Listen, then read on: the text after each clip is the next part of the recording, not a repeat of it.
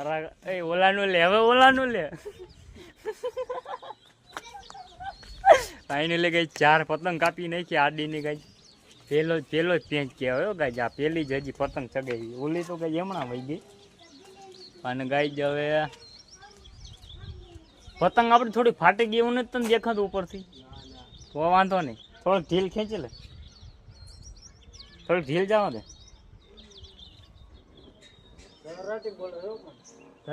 ઓલા ગબ્બર હવે કે કઈ પતંગ ચગાવી હે?